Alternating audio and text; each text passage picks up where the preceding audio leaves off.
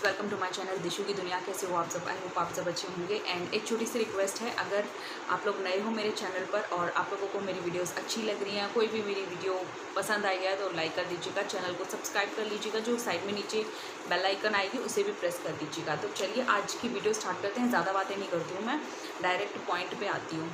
Guys, आज का जो टाइटल है वीडियो का वो है ब्रेस्ट फीडिंग से रिलेटेड। जो भी लेडीज़ हैं जो ब्रेस्ट फीडिंग को लेकर बहुत ही ज़्यादा चिंता में रहती हैं, या प्रेगनेंसी में भी हम कहीं ना कहीं माइंड में आ जाता है ये थॉट कि ब्रेस्ट फीडिंग कैसे कराएंगे, कब कराएंगे, क्या टाइम गैप होता है, ये सब चीज़ें। बट आपकी प्रेगनेंसी तो जैसे तैसे निकल जाती है, अच्छे वे में बुरे वे में, चाहे आपको बहुत सारी प्रॉब्लम्स आई हों या आपने बहुत इन्जॉय किया हो, तो प्रेगनेंसी तो आपकी निकल गई। बट जो प्रेगनेंसी के बाद सबसे पहला काम होता है वो होता है ब्रेस्ट फीडिंग। जी हाँ, डिलीवरी के बाद जो आपका पहला काम होता है वो होता है ब्रेस्ट फीडिंग, फीड कराना बच्चे को।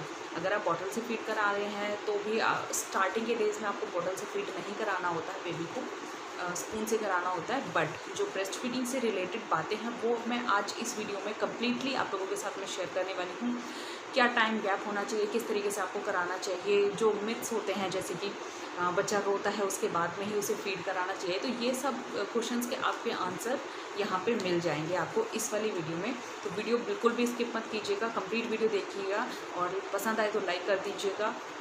गाइस, आज की वीडियो में मैं टोटल 10 बातें शेयर करूंगी आप लोगों के साथ में ब्रेस्ट फीडिंग से रिलेटेड। मेरा बेटा आज नहीं मतलब 1-2 दिन पहले 1.5 महीने का हो चुका है, और इससे पहले आप लोगों को जैसे कि पता है मेरी पहले जो बेबी थी वो 2.5 महीने मेरे साथ रही थी। तो मुझे काफ़ी ज़्यादा एक्सपीरियंस है ब्रेस्ट फीडिंग का, और डॉक्टर्स से रिलेटेड जो भी इंफॉर्मेशन मुझे मिली है, अपने फैमिली से जो भी मुझे इन्फॉर्मेशन मिली है ब्रेस्ट फीडिंग को लेकर, वो मैं आज आप लोगों के साथ में शेयर करूँगी। तो टोटल 10 बातें शेयर करूँगी। तो जो सबसे पहली आती है, क्योंकि डिलीवरी होती है चाहे सिजेरियन से हुई हो चाहे नॉर्मल डिलीवरी हुई हो, पहला तो काम हमारा ब्रेस्ट फीडिंग का होता है। बट बहुत सारी मदर्स को ऐसा होता है कि मिल्क नहीं आता है, मिल्क प्रोडक्शन अच्छा नहीं होता है। मोस्टली केसेस में आपको सिजेरियन में ऐसे केसेस मिलेंगे, जो कि मेरे साथ में हुआ था। जी हाँ, मुझे 3 दिन 4 दिन अच्छे से मिल्क प्रोडक्शन मेरा ठीक नहीं था, तो फिर बेबी ने फॉर्मूला मिल्क ही लिया था। तो बहुत सारे ऐसी मदर्स होंगी जिनको ये प्रॉब्लम आती है। गाइस, पहले पॉइंट की तरफ चलते हैं। तो पहला पॉइंट जो मेरा है वो आप लोगों के थॉट्स में भी शायद आता होगा। आपके जो एटमॉस्फेयर में लोग हैं वो आपको 50% बोलते होंगे कि लेट कर फीड कराओ, 50% बोलते होंगे कि लेट कर फीड मत कराओ। तो आप शायद कन्फ्यूज़न में हो, तो मैं आपकी कन्फ्यूज़न दूर कर देना चाहती हूँ कि आप लेट कर फीड करा सकते हो। आप लोगों को पता ही होगा, जिन भी लेडीज़ का सिजेरियन होता है वो लेट कर ही फीड कराती हैं, और जो कि डॉक्टर्स की निगरानी में होता है। तो ये बिल्कुल नॉर्मल है। आपको क्या चीज़ें ध्यान रखनी है कि आपको हमेशा जगे रहना है। आप ये नहीं कि लेट कर फीड करा रहे हो तो आप सो जाओ, जगे रहोगे तो आपको पता रहेगा आपका बेबी कैसी मूवमेंट कर रहा है, या आपको क्या ध्यान रखना है वो मैं आप लोगों को बता देती हूँ। फर्स्ट जो चीज़ है वो आपको ध्यान रखनी है कि बेबी के कान में मिल्क ना चला जाए। अगर आप सो जाओगे, बेबी के कान में मिल्क चला जाएगा तो इन्फेक्शन होने का डर रहता है। तो सबसे पहली चीज़ जो है वो आपको ये ध्यान रखनी है कि आप जगे हुए होने चाहिए। दूसरी चीज़ ध्यान रखनी है कि आप बेबी के कान में मिल्क ना चला जाए। तीसरी चीज़ जो आपको ध्यान रखनी है कि आपको बर्प अच्छे से हमेशा कराना है। जी हाँ, ये सबसे बड़ा इशू हो जाता है कि बर्प नहीं कराते हैं, जिससे कि बच्चे को पेट में गैस बन जाती है, या कोई भी है वो अच्छे से फिर ना नींद ले पाता है, जिससे कि बच्चा अनकंफर्टेबल फील करता है। तो ये 3 चीज़ें आपको ध्यान रखनी है। आप लेट कर फीड करा सकते हो, कोई भी प्रॉब्लम नहीं आएगी आपको। जो सेकंड टॉपिक है या कन्फ्यूज़न है या प्रॉब्लम है बहुत सारे लोगों की, वो ये है कि आप ब्रेस्ट फीड करा रहे हो फिर भी आपके बच्चे का वेट नहीं बढ़ रहा है। क्योंकि आप लोगों को पता ही है कि breast feeding is the most important thing to your baby. अगर आप ब्रेस्ट फीड करा रहे हो तब भी आपके बेबी का वेट नहीं बढ़ रहा है, तो ये बहुत ही ज़्यादा लोगों की कन्फ्यूज़न हो सकती है, प्रॉब्लम हो सकती है। तो उसका सॉल्यूशन मेरे पास है।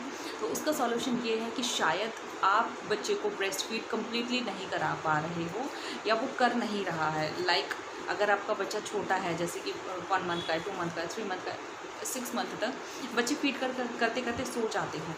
तो इसका क्या मतलब हो सकता है कि बच्चे ने कम्प्लीटली ब्रेस्ट फीड किया ही नहीं है। जो लास्ट का मिल्क होता है वो बच्चे को मिला ही नहीं है, जिसमें कि बहुत सारा फैट होता है। आप बच्चे को न्यूट्रिएंट्स तो कम्प्लीटली मिल रहे हैं अगर आप ब्रेस्ट फीड करा रहे हो, बट उसको जो पीछे का मिल्क होता है, आपने देखा होगा कि पहले जो स्टार्टिंग में निकलता है वो बहुत ही पतला मिल्क निकलता है। देन उसके बाद में ब्रेस्ट फीड कराते कराते बाद में वो गाढ़ा होता चला जाता है, जो कि असली फैट होता है। तो अगर आपके बच्चे का वेट नहीं बढ़ रहा है तो आप कंप्लीटली ब्रेस्ट फीड कराएं उसको, तभी उसके बाद में दूसरी आपकी ब्रेस्ट फीड कराएं। अदरवाइज़ आपके बच्चे का शायद इस कारण से वेट नहीं बढ़ रहा होगा। तो आई थिंक आप लोगों के लिए ये इम्पॉर्टेंट चीज़ रहेगी कि मैंने आप लोगों के साथ में ये चीज़ शेयर। मतलब ये है कि आप कंप्लीटली ब्रेस्ट फीड कराएं, जो लास्ट का जो मिल्क होता है वो बच्चे को ज़रूर दें। उसके बाद में चेक करें कि आपके बच्चे का वेट बढ़ रहा है या नहीं। आई थिंक शायद ये प्रॉब्लम हो सकती है, तो आप सॉल्यूशन ये ट्राई करके देख सकते हैं। गाइस, जो थर्ड टॉपिक है वो ये है कि आपके बैठने का तरीका क्या है। अगर आप लेट के फीड करा रहे हो तो इज़ इट ओके, बट अगर आप बैठकर फीड करा रहे हो तो आप किस तरीके से बैठे हो ये भी बहुत ज़्यादा इम्पॉर्टेंट है ब्रेस्ट फीडिंग कराते टाइम। तो आपको क्या करना है कि हमेशा अपनी सपोर्ट में एक पिलो रखना है। लाइक अब मैं बैठी हूँ तो यहाँ पे एक पिलो रख सकती हो अपने सपोर्ट में। अपने कंफर्टेबली आप बैठें, उसके बाद ही आप ब्रेस्ट फीड कराएं। अगर आप कंफर्टेबल नहीं बैठेंगे तो आपका बच्चा भी अनकंफर्टेबल फील करेगा और वो भी शायद अच्छे से ब्रेस्ट फीड ना करा पाए। आपको पता ही है कि मार्केट में बहुत सारे ऐसे ब्रेस्ट फीडिंग पिलो अवेलेबल हैं, आप वो भी परचेज़ कर सकते हैं। फोर्थ थिंग है वो ये है कि बहुत सारी ऐसी लेडीज़ को प्रॉब्लम आती है कि बच्चा अच्छे से फीड नहीं कर पाता है। स्टार्टिंग के डेज़ में ये प्रॉब्लम सबको ही आती है, क्योंकि बच्चा भी नए सीखता है कि उसे कैसे फीड करना है। और एक माँ भी फर्स्ट टाइम ही ब्रेस्ट फीड कराती है, अगर उसकी फर्स्ट प्रेगनेंसी है तो किस टाइप से उसको फीड करना है या किस टाइप से आपको उसे फीड कराना है ये आपके ऊपर डिपेंड है। तो मैं आपको तरीका बता देती हूँ कि आपको सिर्फ और सिर्फ निप्पल उसके मुंह में नहीं डालनी है। आपको जो उसके साइड का जो ब्लैक एरिया होता है वो भी थोड़ा बहुत उसके मुंह में जाना चाहिए, जिससे कि वो अच्छे से लैच कर पाए और अच्छे से ब्रेस्ट फीड कर पाए। अगर आप सिर्फ और सिर्फ निप्पल दोगे तो वो अच्छे से फीड नहीं कर पाएगा। मैं अपने पर्सनल एक्सपीरियंस से गाइस आप लोगों के सामने शेयर कर रही हूँ। तो बच्चे को हमेशा जो साइड का ब्लैक एरिया होता है उसे भी उसके मुंह में डालें, जिससे कि वो अच्छे से लैच कर पाए और अच्छे से ब्रेस्ट फीड कर पाए। जो फिफ्थ थिंग है वो ये है कि बहुत सारी ऐसी लेडीज़ होती हैं जिन्हें लगता है कि बच्चे को अपनी तरफ खींचने से बच्चा अच्छे से ब्रेस्ट फीड कर पाता है, बट ऐसा नहीं है गाइस। बच्चा ऐसे बहुत ही अनकंफर्टेबल फील करता है, बहुत इरिटेट हो जाता है और शायद वो उस टाइम पे ब्रेस्ट फीड भी ना करे और रोए या अनकंफर्टेबल फील करे। तो आपको क्या करना है कि आपकी गोद में एक पिलो रखना है, जिससे कि वो कंफर्टेबली लेट सके और अच्छे से उसके सर को पकड़ के आपको अपनी तरफ नहीं खींचना है, बल्कि उसके गर्दन के नीचे आप हाथ रख सकते हो, उसको सपोर्ट मिल जाएगा और वो बहुत ही अच्छे से कंफर्टेबली ब्रेस्ट फीड कर पाएगा। ये मैं अपने पर्सनल एक्सपीरियंस आप लोगों के साथ में शेयर कर रही हूँ। आई होप आप लोगों को काम आएंगे अपनी डिलीवरी के बाद, या आप अभी भी न्यू मदर हैं तो आपको ये चीज़ें काम आएंगी। तो मेरा जो कहना है वो ये है कि आपको बच्चे के गर्दन के नीचे सपोर्ट के लिए आपको रखना है अपना हाथ, जिससे कि उसे सपोर्ट मिले और वो अच्छे से लैच कर पाए और अच्छे से ब्रेस्ट फीड कर पाए। अब बात करते हैं बहुत ही बड़े मिथ की, जो कि मेरे हिसाब से 80% लेडीज़ मानती होंगी इस चीज़ से और एग्री भी करेंगी। अगर एग्री करती हैं तो प्लीज़ मुझे कमेंट सेक्शन में ज़रूर बताइएगा। बहुत सारी ऐसी लेडीज़ का मिथ होता है कि अगर बच्चा ब्रेस्ट फीड करते करते अगर सो जाता है तो उसका मतलब होता है कि बच्चे ने ना अच्छे से ब्रेस्ट फीड किया है और वो सो गया है। इसका मतलब ये है कि उसका पेट भर चुका है, बट ऐसा बिल्कुल भी नहीं है गाइस। बच्चा थक जाता है, वो इसीलिए सो जाता है ब्रेस्ट फीड करते करते। तो आपको क्या करना है, उसको हर एक थोड़ी देर में या उसको जगा सकते हो, टिकल कर सकते हो, उसके तलवे पे पैर का जो तलवा होता है कान के पीछे रब कर सकते हो और उसे गुदगुदी कर सकते हो, उसे हिला सकते हो थोड़ा सा। तो आपको ऐसा करते करते उसे फीड कराना है। बिल्कुल भी ऐसा ना सोचे कि उसका पेट भर चुका है और वो सो गया, उसे जगा कर दोबारा से फीड कराइए।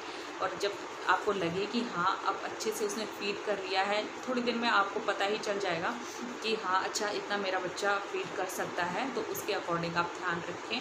तो ये मिथ बिल्कुल भी ना रखें कि अगर बच्चा फीड करते करते सो गया है तो इसका मतलब उसने पेट भरकर अपना फीड लिया है। तो ऐसा बिल्कुल भी ना सोचें, उसे अच्छे से जगा कर दोबारा से फीड कराएं।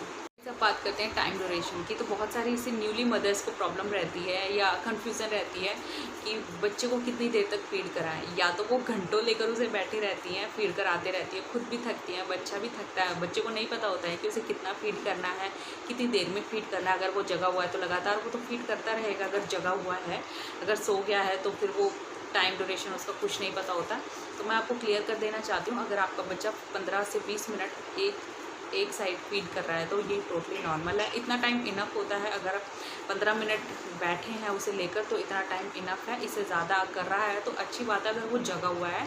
अदरवाइज़ आप स्टार्टिंग में, क्योंकि आपकी बॉडी भी बहुत ज़्यादा वीक फील करती है, तो आप 15 मिनट एक साइड उसे अच्छे से फीड करा सकते हैं, इतना टाइम इनफ है। तो ये चीज़ मुझे क्लियर करनी थी, तो आई होप ये वाली चीज़ भी आपको काम आएगी और आपकी कन्फ्यूज़न दूर होगी, क्योंकि ये मेरा पर्सनल एक्सपीरियंस है। मुझे पहले पता नहीं था कि कितनी देर तक उसे फीड कराना है, तो मैं उसे कंट्रोल लेकर बैठी रहती थी, खुद भी थकती थी, बच्चा भी अनकंफर्टेबल फील करता था, क्योंकि उसे जगह जगह के फीड कराना होता है। मुझे ये तो पता था कि उसे जगह जगह कर फीड कराना है, बट ये बिल्कुल भी नहीं पता था कि कितनी देर तक फीड कराना है। तो आई होप ये वाली चीज़ भी आप लोगों के लिए इम्पॉर्टेंट रहेगी। तो गाइज़ आगे चलते हैं नेक्स्ट टॉपिक के ऊपर। तो नेक्स्ट टॉपिक ये है, अगर आप फीड करा रहे हो बच्चे को, एक साइड से फीड करा रहे हो, उसने कंप्लीट फीड किया, उसके बाद में वो सो गया, आपने सेकंड साइड उसे फीड कराया, अगर उसने आधे टाइम फीड किया या फीड करते करते सो गया या स्टार्टिंग में ही सो गया, तो आपको क्या करना है कि जब वो नेक्स्ट फीड करेगा तो आपको उसी साइड से स्टार्ट कराना है जहाँ से उसने लास्ट टाइम पे एंड किया था।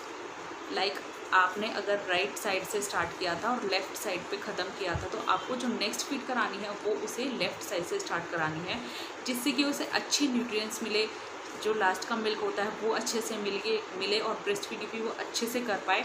और आपको भी ये याद रखना बहुत ज़्यादा ज़रूरी है कि आपने किस टाइम पे उसे लास्ट फीड कराया था, कौन से वाली साइड से उसे लास्ट फीड कराया था। तो आई होप आपको ये वाली चीज़ें सारी मेरे पर्सनल एक्सपीरियंस है, जैसे कि मैं पहले भी बता चुकी हूँ, तो ये वाली चीज़ें आपको बहुत ज़्यादा काम आने वाली हैं। ये बहुत बड़ा मिथ है कि जो आप खाओगे वो आपके बच्चे को जाने वाला है।